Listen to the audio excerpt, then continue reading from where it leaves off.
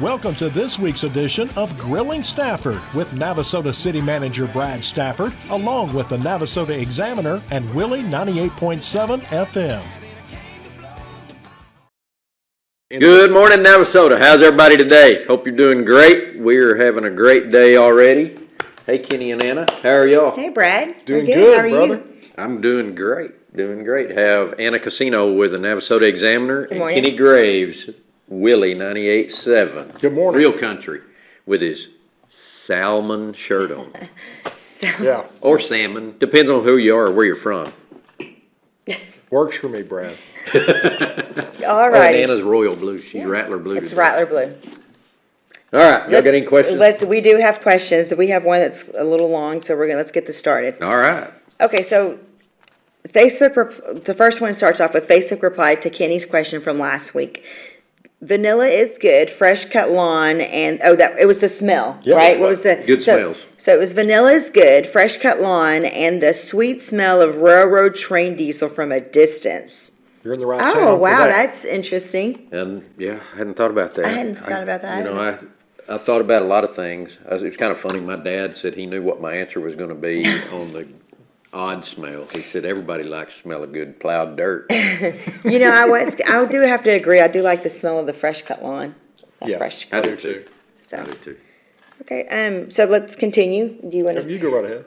Brad, what is the deadline to host a block party for National Night Out, and who do you have to contact? I don't know if we have a true deadline except for the day of, but it'd be best if you could let us know as soon as possible. They need to contact Marla, and of course the October 5th is the day of the event. We would prefer to know before then. Marla Gurka at the Police Department, 936-825-6124 is her number. Just call her, let her know your address and what you're planning to do so that we can make sure the officers and fire department come by and talk to you. So we can show up. I'm sorry? So we can all show up. Yeah, so we can be there. Take your picture, talk to you. Thank you for being there. Yeah. All right? That'll be a good night. Yeah, it'll be fun. Okay, Brad, Navasota is up for a Main Street Award. Can you explain what that is and tell us how we can vote to support Navasota? So technically, we're up for 3 awards, but there's one that you get to vote on, and that's the Main Street. That's Washington Avenue, being a Main Street. I can't remember the exact title of it, but you can go to the city's website, the city's Facebook page. There's a link there. I don't know if you two have that link on yours as well. And you can go and vote. You can vote as many times as you would like. Please go vote early, vote often. This is not like other voting. You can actually vote multiple times. So it'd be nice to win that award. We get a little bit of cash if we win, and it can be utilized for more beautification downtown. Awesome. And PR, good visibility. Lots of PR. You know, the other 2 that we're in running for, Texas Downtown Association has Railroad Street as a public improvement project. We're a finalist there. Hopefully, I think in October we find out if we win or not. And then the Pretty City Committee is up for an honor as well for the work that they've done on beautification downtown. So Very good. if we could win all 3 of those, it'd be really good to get a little more publicity for beautiful Navasota, Texas. Here, here. That'd be great.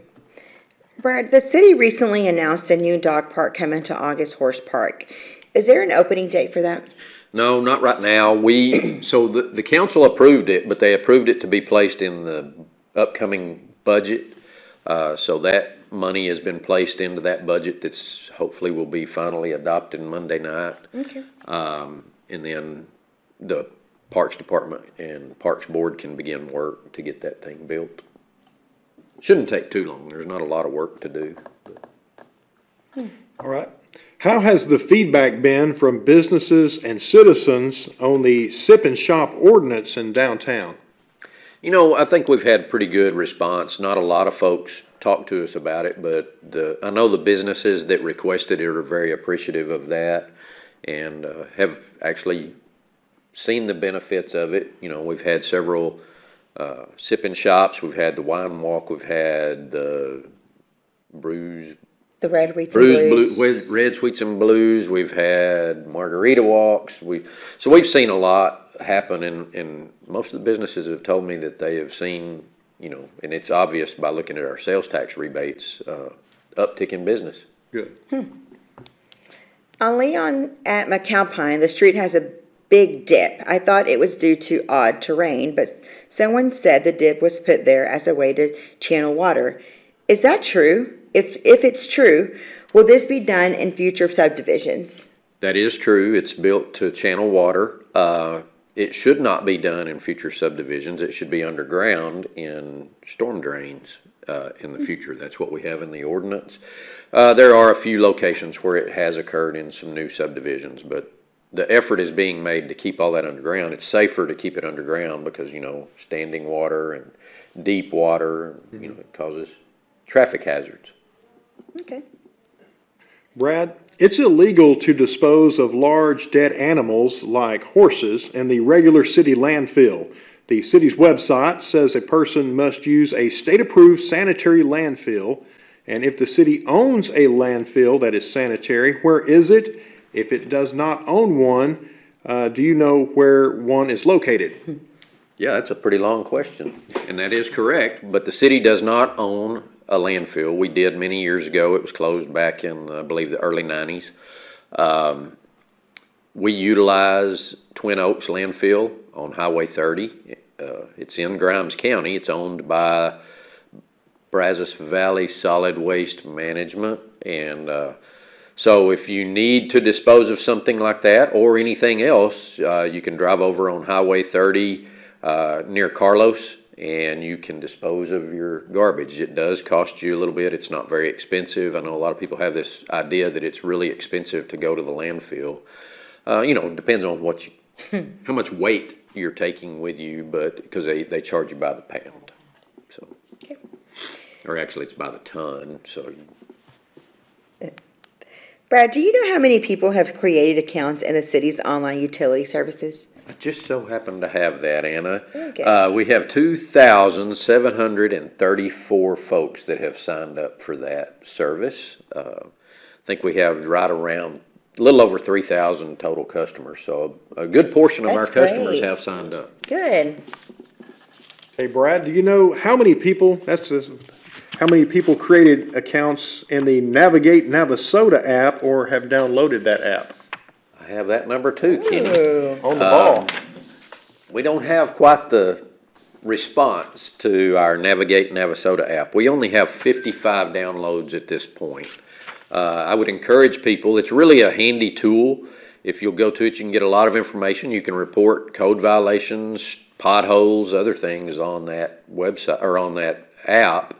So you can go and you can download that. It's Navigate Navasota, and it's a great little app. We'll have, if you're at City Hall, we have the QR codes that you can click on, and I think there's a QR code at the visitors kiosk downtown and some other locations across town. We've got that out there, so we encourage everybody to get on. It's free.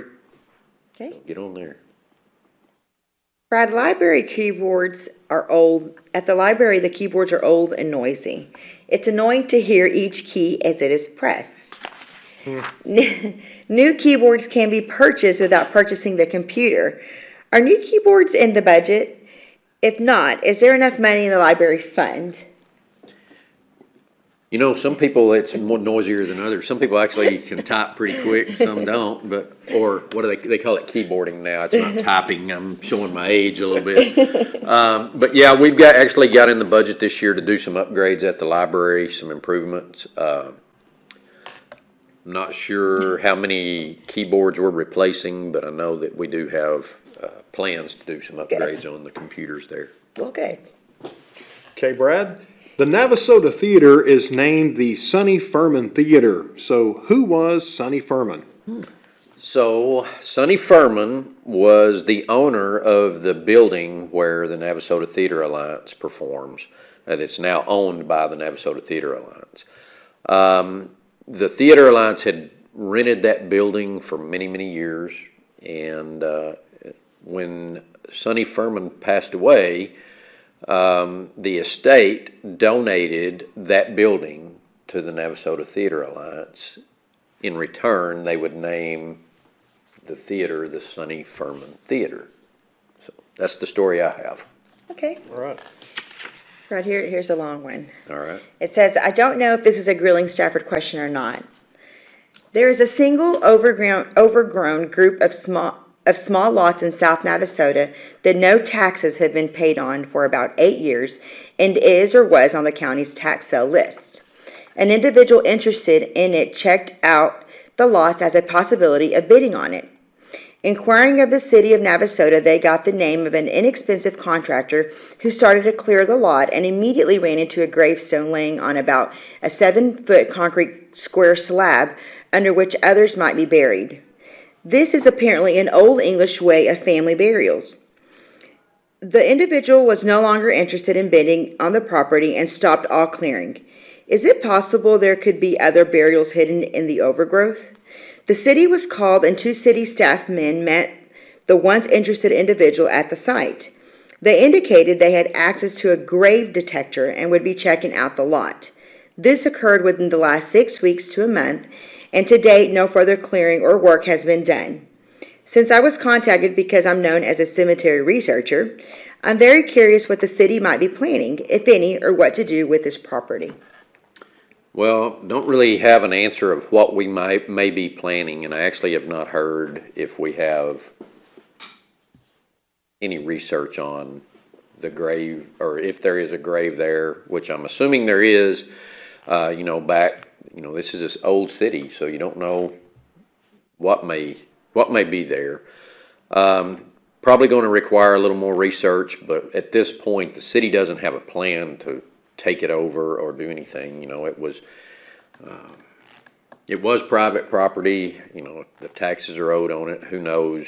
There's just a lot of work that goes into that, and it's not just you just take something over and start a process. It costs money to do that as well. So And probably be a lot more work to be done, both research-wise and just legally.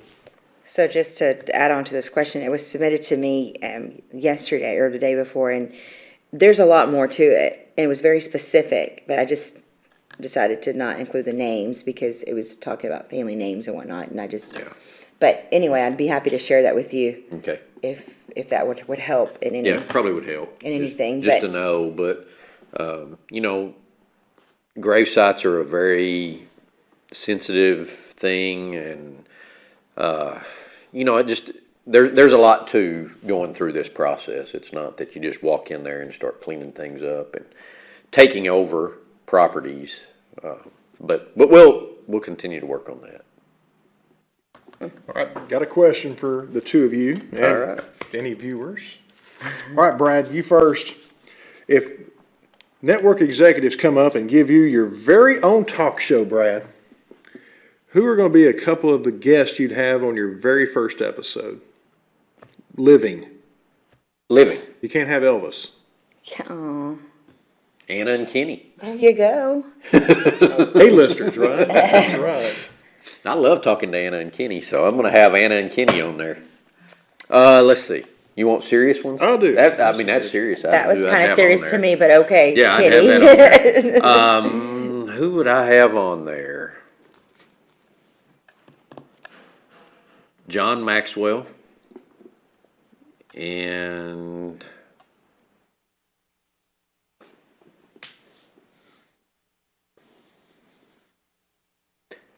I think Ben Shapiro. I think I'd like to have him on my show. All right. I'm going to have the cast from Grey's Anatomy, especially Derek Shepherd. Okay. Who are you going to have? Besides me and Anna. Besides you two, yeah, of course. I'd have to get Chuck Norris. Ooh.